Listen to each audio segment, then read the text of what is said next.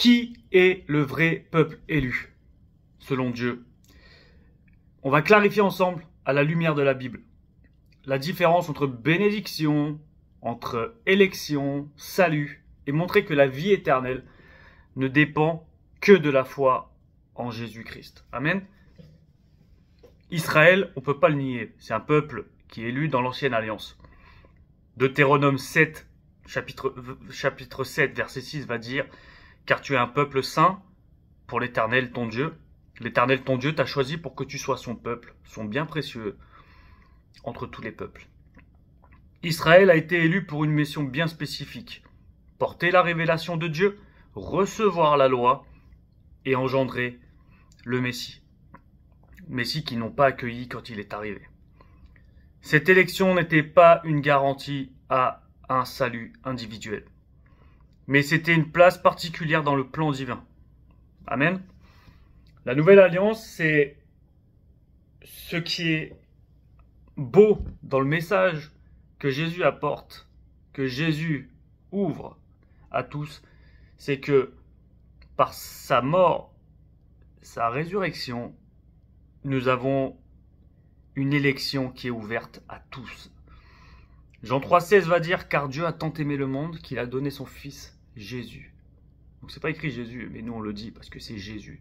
Il a donné son Fils unique, Jésus, afin que quiconque croit en lui ne périsse point, mais qu'il ait la vie éternelle. Le salut est maintenant accessible à tous. Juifs et non-juifs, ni juifs ni grecs, vous êtes tous un en Jésus-Christ. La foi en Jésus-Christ est la seule porte d'entrée dans le royaume de Dieu.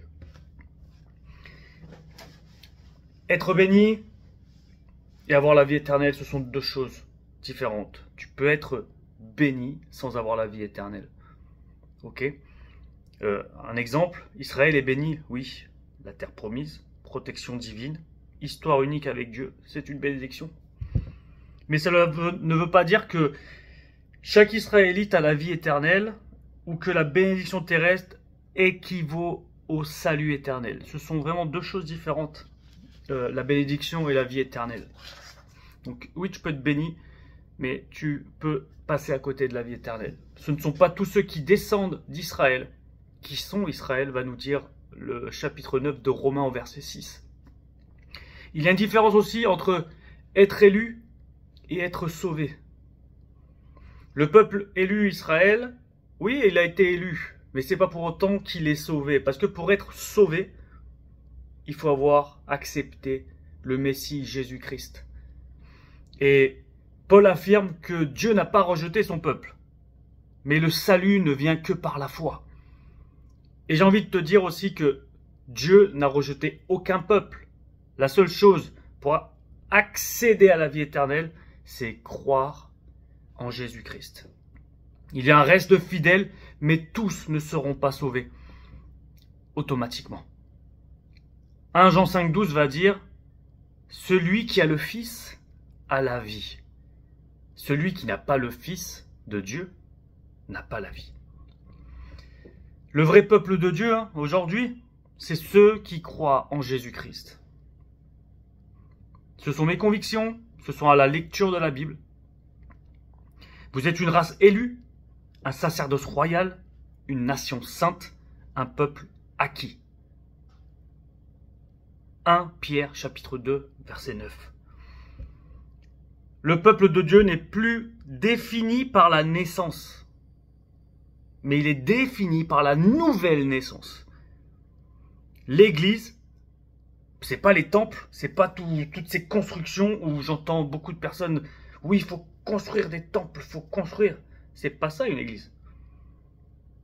Mais l'église devient le peuple élu spirituel. L'église, c'est toi, c'est moi. Nous sommes les bâtiments où le Saint-Esprit va établir, va venir s'établir à l'intérieur de chacun d'entre nous. L'église, ce n'est pas une construction faite de la main d'homme, mais c'est nous, ok? En conclusion, Israël est toujours un peuple béni et élu dans l'histoire du salut, ok? Mais ni la bénédiction ni l'élection ne garantissent la vie éternelle. Seule la foi en Jésus-Christ sauve.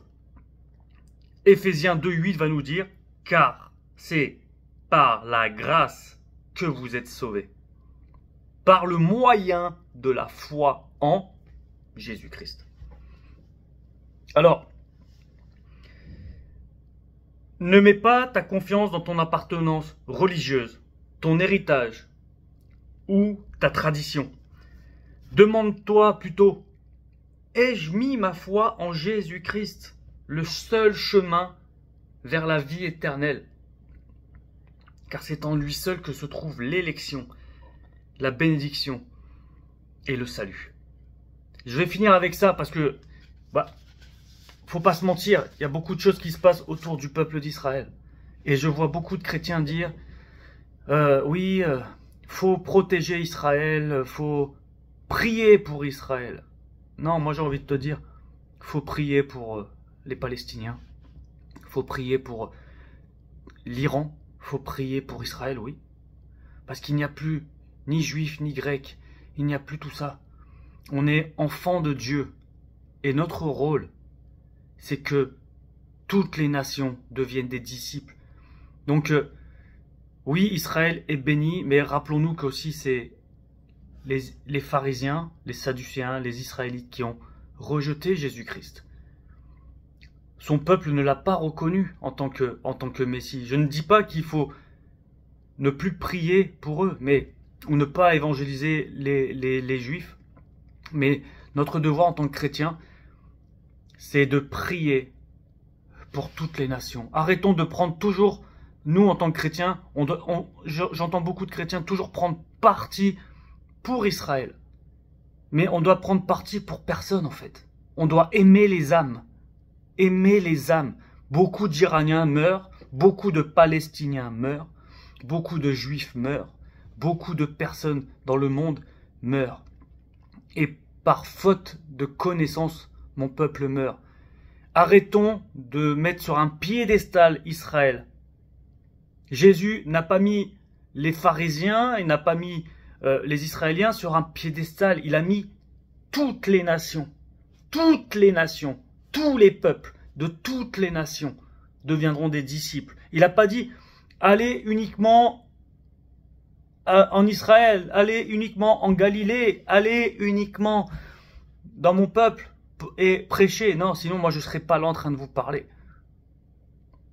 Il a dit, allez dans toutes les nations, baptisés au nom du Père, du Fils et du Saint-Esprit. Cessons de mettre toujours Israël sur un piédestal, car Jésus aime autant les Israéliens que les Palestiniens, que les pays du Maghreb, que les pays du Moyen-Orient, que les pays dans le monde entier. Cessons d'agir de cette manière. Soyons des chrétiens qui aimons tout le monde. Il n'y a pas, la parole va nous dire, Dieu n'a aucune préférence, mais il a des intimes. Faisons de toutes les nations des intimes de Dieu qui croient en Jésus-Christ. Que Dieu te bénisse et j'espère que ce message va t'apporter quelque chose de nouveau et qu'il va te bénir. Que Dieu réellement te bénisse à travers ce message. Faisons des nations des disciples. Sois bénis.